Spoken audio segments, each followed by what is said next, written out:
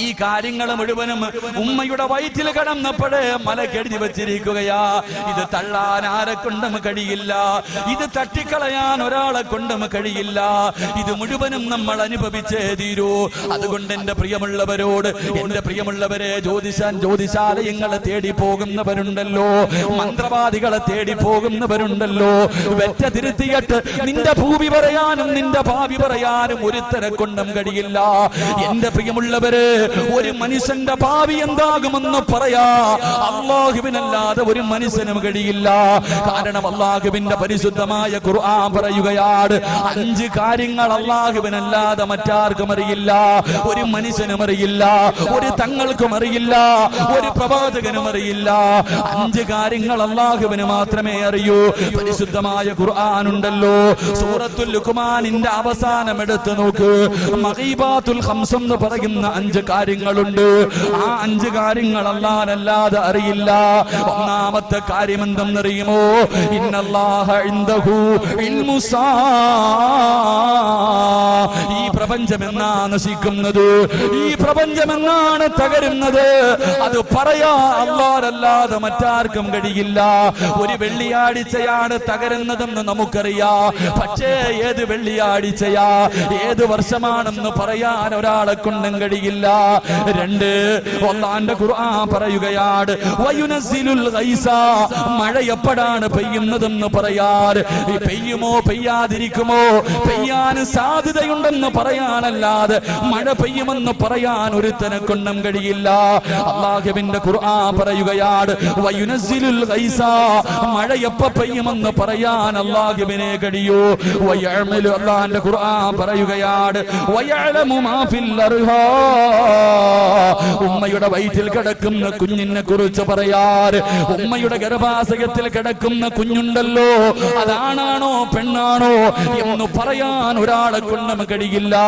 4 മാസം കഴിഞ്ഞിട്ടല്ലേ എന്റെ പ്രിയമുള്ളവരെ അതാണാണോ പെണ്ണാണോ എന്ന് പറയാൻ കഴിയുന്നത്.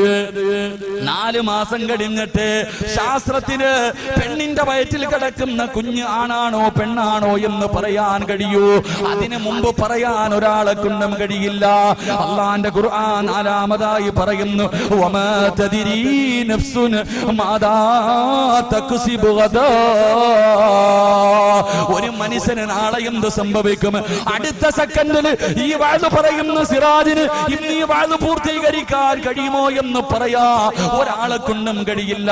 അത് അല്ലാഹുവിന് മാത്രമേ അറിയൂ. 5-മത്തെ കാര്യം എന്തെന്നറിയുമോ? വമാ തദ്രീ നഫ്സുൻ ബിഅയ്യി അർദിൻ തമൂത്. അല്ലാഹുവിന്റെ ഖുർആൻ പറയുകയാ, ഒരു മനുഷ്യൻ എവിടെ കിടന്നു മരിക്കുമെന്ന് പറയാർ, ഒരു മനുഷ്യൻ എവിടെ കിടന്നു മരിക്കുമെന്ന് പറയാർ അല്ലാഹുവിനല്ലാതെ മറ്റാർക്കും അറിയില്ലെന്ന് പരിശുദ്ധമായ ഖുർആൻ നമുക്ക് പഠിപ്പിച്ചു തരുമ്പോൾ, പാതിരാത്രി കിടന്നു വന്ന എന്റെ പ്രിയപ്പെട്ടവരോട്, എന്റെ പ്രിയമുള്ള സഹോദരങ്ങളെ, ദുഃഖങ്ങളും ദുരിതങ്ങളും വേദനകളും ജീവിതത്തിലേക്ക് കടന്നു വരുമ്പോ ഇത് അല്ലാഹുവിന്റെ പരീക്ഷണമാണ്, ഇത് പടച്ചവന്റെ പരീക്ഷണമാ. അല്ലാഹു തന്നെയല്ലേ പറഞ്ഞു തന്നത്. പരിശുദ്ധമായ ഖുർആൻ പറയുകയാണ്, ഇന്നാ ഖലഖിനൽ ഇൻസാന മിൻ നുത്ഫത്തിൻ അംസാജ് നബ്തലീ. അല്ലാഹുവിന്റെ ഖുർആൻ പറയുകയാണ്, മനുഷ്യ നിന്നെ ഞാൻ സൃഷ്ടിച്ചിരിക്കുന്നത് എടാ പരീക്ഷിക്കുന്നതിന് വേണ്ടിയാ. അല്ലാഹു തന്നെയാ പറയുന്നത്, ഇന്നാ ഖലഖിനൽ ഇൻസാന മിൻ നുത്ഫത്തിൻ അംസാജിൻ നബ്തലീ.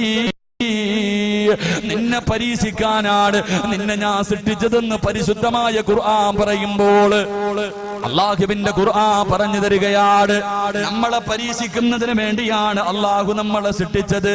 അഫഹസിബതും അന്നമാ ഖലഖനാകും അബസാ വഇന്നകും ഇലൈനാ ലാ തുർജഊൻ. അല്ലാഹു നമ്മളോട് ചോദിക്കുകയാ, നിന്നെ സൃഷ്ടിച്ചിരിക്കുന്നത് വെറുതെയാണെന്ന് നിനക്ക് തോന്നുന്നുണ്ടോ? അം ഹസിബതും മൻ തദ്ഖുലുൽ ജന്ന. വെറുതെ അങ്ങ് സ്വർഗ്ഗത്തിൽ പോകാമെന്ന് നീ കരുതുന്നുണ്ടോ? അല്ലാഹു ചോദിക്കുകയാണ്, വലമ്മാ യഅതികും മസലുൽ ലദീന ഖലൗ മിൻ ഖബലികും. നിന്റെ മുൻഗാമികൾ അനുഭവിച്ച ദുഃഖങ്ങളും ദുരിതങ്ങളും വേദനകളും കടങ്ങളും പ്രശ്നങ്ങളും പ്രതിസന്ധികളും പ്രതിബന്ധങ്ങളും ഒന്നും നേരിടാതെ നീ വെറുതെ അങ്ങ് സ്വർഗ്ഗത്തിൽ കടക്കാമെന്ന് കരുതുന്നു? ഇല്ല ചെറുപ്പക്കാരാ, ഇല്ല പെങ്ങള്. അള്ളാഹു എന്നെയും നിന്നെയും സൃഷ്ടിച്ചിരിക്കുന്നത് പരീക്ഷിക്കാരാ. അള്ളാഹ് തന്നെ പറയുകയാ, എങ്ങനെ പരീക്ഷിക്കുമെന്നറിയുമോ? അള്ളാഹുവിന്റെ ഖുർആൻ തന്നെ പറഞ്ഞു തരുന്നു, ഞാൻ എന്റെ അടിമകളെ എങ്ങനെ പരീക്ഷിക്കുമെന്നറിയുമോ?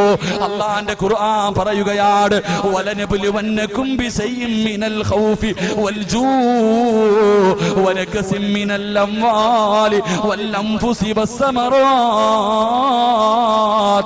വബശ്ശിരി സാബിരീൻ. അള്ളാന്റെ ഖുർആൻ തന്നെ പറഞ്ഞു തരികയാ, എന്റെ അടിമകളെ ഞാൻ പരീക്ഷിക്കുന്നത് എങ്ങനെയെന്നറിയുമോ?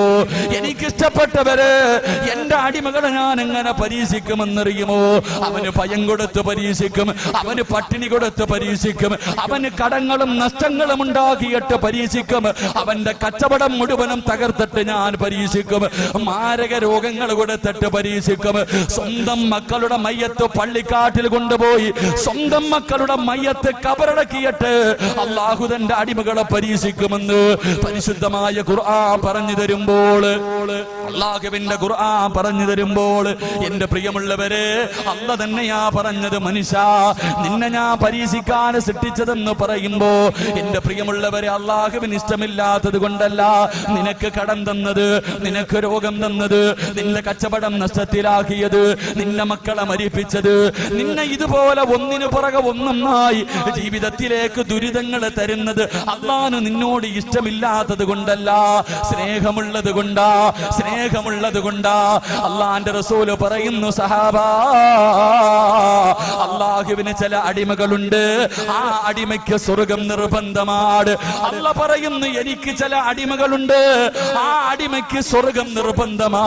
10-60 വർഷക്കാലം, 30, 40, 50 വർഷക്കാലം ആ മനുഷ്യൻ ജീവിക്കും. പക്ഷേ സ്വർഗത്തിൽ കടക്കാറുള്ള ഒരു നല്ല കാര്യവും ആ മനുഷ്യന് ചെയ്തിട്ടില്ല. അവസാനം സ്വർഗം കൊടുക്കാറ് അല്ലാഹു ആ മനുഷ്യന് മാരക രോഗങ്ങൾ കൊടുക്കുകയാ, ദുഃഖങ്ങൾ കൊടുക്കുകയാ. എന്നിട്ട് ആ ദുഃഖത്തിനെ കൊണ്ട് രോഗം കൊടുത്തിട്ട് അവന് ശമിക്കുകയാ. അതിനു പകരം അല്ലാഹു സ്വർഗം കൊടുക്കുമെന്ന് നബിയുനാ റസൂലുള്ളാഹി സല്ലല്ലാഹു അലൈഹി വസല്ലം. അല്ലാഹുവിന് ഇഷ്ടമില്ലാത്തത് കൊണ്ടല്ല നിനക്ക് ദുഃഖവും ദുരിതവും തരുന്നത്, ഇഷ്ടമുള്ളത് കൊണ്ടാണ്. അല്ലാഹുവിന് ഇഷ്ടമുള്ളവരെ അല്ലാഹു പരീക്ഷിക്കൂ. ഹദീസിൽ കാണാം ഒരു മനുഷ്യന് പനി വന്നാൽ 3 പ്രതിഫലമുണ്ടെന്ന് നബിയുനാ റസൂലുള്ളാഹി സല്ലല്ലാഹു അലൈഹി വസല്ലം. ഒരു മനുഷ്യന് പനി വന്നാൽ 3 പ്രതിഫലമുണ്ടെന്ന് നബിയുനാ റസൂലുള്ളാഹി. ആ പ്രതിഫലം അറിഞ്ഞിരുന്നെങ്കിൽ നമ്മൾ ദുആ ചെയ്യും, പടച്ചവനെ പനി തരണേ അല്ലാഹ്. ഒരു മനുഷ്യന് പനി വന്ന 3 പ്രതിഫലം. ആ പ്രതിഫലം അറിഞ്ഞിരുന്നെങ്കിൽ നാളെ പടച്ചവന്റെ കോടതിക്ക് പോകുമ്പോ ക്യാൻസർ പിടിച്ചവന് കൈകാലില്ലാത്തവന് അള്ളാഹു കൊടുക്കുന്ന പ്രതിഫലം കാണുമ്പോ അവിടെ നിന്നോണ്ട് പറയും, പടച്ചവനെ എനിക്കിത് നീ തന്നില്ലല്ലോ, എനിക്കിത് തന്നില്ലല്ലോ. അള്ളാന്റെ റസൂല് പറയുന്നു, ചില അടിമകൾക്ക് സ്വർഗം നിർബന്ധമാണ്, ചില അടിമകൾക്ക് സ്വർഗം നിർബന്ധമാണ്. പക്ഷേ സ്വർഗത്തിൽ പോകാനുള്ള ഒന്നും ചെയ്യത്തില്ല. 40 കൊല്ലം ജീവിച്ചു, 50 കൊല്ലം ജീവിച്ചു, സ്വർഗത്തിൽ പോകാൻ ഒന്നും ചെയ്തിട്ടില്ല. അവസാനം അല്ലാഹു ആ മനുഷ്യന് സ്വർഗം കൊടുക്കാൻ ക്യാൻസർ കൊടുക്കും, എന്നിട്ട് അനുഭവിക്കും, എന്നിട്ട് അതിനു പകരം സ്വർഗം കൊടുക്കുമെന്ന് നബിയുനാ റസൂലുള്ളാഹി. അല്ലാഹു ഭാഗ്യം നൽകി ഗ്രഹിക്കുമാറാകട്ടെ. അല്ലാഹുവിന് ഇഷ്ടമില്ലാത്തത് കൊണ്ടല്ല അല്ലാഹു പരീക്ഷിക്കുന്നത്. അല്ലാഹുവിന്റെ റസൂൽ പറഞ്ഞു, ഇന്ന അശദ്ദന്നാസി ബലാഗ അൽ അംബിയ. ഈ ലോകത്ത് ഏറ്റവും കൂടുതൽ അല്ലാഹു പരീക്ഷിച്ചത് പ്രവാചകന്മാരെയാണെന്ന് നബിയുനാ റസൂലുള്ളാഹി സ്വല്ലല്ലാഹു അലൈഹി വസല്ലം. ഏറ്റവും കൂടുതൽ അല്ലാഹു പരീക്ഷിച്ചത് പ്രവാചകൻ. പാനൊന്ന് തിരിച്ചു നോക്കൂപ്പ, ഒരല്പനേരത്തേക്ക് ഡോക്ടർ വിയർക്കരുതെന്നാ പറഞ്ഞു. മഞ്ഞപ്പിത്തമായതുകൊണ്ട് ശരീരം കൂടുതൽ വിയർക്കാൻ പാടില്ല, അടങ്ങിയിരിക്കാനാ പറഞ്ഞിരിക്കുന്നത്, വിയർപ്പ് മാത്രമേ ഉള്ളൂ. എന്റെ പ്രിയമുള്ള സഹോദരങ്ങളെ, ഒരു മനുഷ്യന്റെ ശരീരത്തിലെ എല്ലാ നരമ്പുകളും വർക്ക് ചെയ്യുന്ന 2 സമയമുള്ളൂ.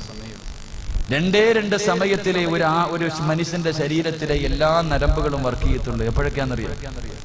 എപ്പോഴൊക്കെയാണെന്നറിയാവോ? അറിയോ? ഒരു പെണ്ണ് പ്രസവിക്കുമ്പോഴും വാഴ് പറയുമ്പോഴും. പെണ്ണ് പ്രസവിക്കുന്ന സമയത്ത് അവളുടെ ശരീരത്തിലെ എല്ലാ നാഡീ നരമ്പുകളും വർക്ക് ചെയ്യും. പക്ഷെ 4 മാസം പിന്നെ കാനാണ് വർച്ചന തിന്ന് റെസ്റ്റാ. പ്രസംഗിക്കുന്ന സമയത്ത് ഒരു മനുഷ്യന്റെ എല്ലാ ശരീരത്തിലെ നരമ്പുകളും വർക്ക് ചെയ്യും. അള്ളാഹു ഈമാൻ നൽകി അനുഗ്രഹിക്കുമാറാകട്ടെ. എന്റെ പ്രിയമുള്ള സഹോദരങ്ങളെ, അള്ളാഹുവിന്റെ പ്രവാചകന്മാരെയാണ് അള്ളാഹു ഏറ്റവും കൂടുതൽ പരീക്ഷിച്ചത്. ആ പരീക്ഷണത്തിൽ ഏറ്റവും കൂടുതൽ പരീക്ഷിച്ചത് അഷ്റഫുൽ ഖൽഖ് നബി മുഹമ്മദ് മുസ്തഫ സല്ലല്ലാഹു അലൈഹി വസല്ലം. അള്ളാന്റെ റസൂലിനെ ഇഷ്ടമില്ലാഞ്ഞിട്ടാ, അള്ളാന്റെ റസൂലിനെ ഇഷ്ടമില്ലാഞ്ഞിട്ടാ പരീക്ഷിച്ചത്. പരിശുദ്ധമായ ഖുർആൻ എടുത്ത് നോക്കൂ, ഒരൊറ്റ സ്ഥലത്ത് പോലും അള്ളാന്റെ റസൂലിന്റെ പേര് അള്ളാഹു വിളിച്ചിട്ടില്ല. എല്ലാ പ്രവാചകന്മാരുടെയും പേര് അല്ലാഹു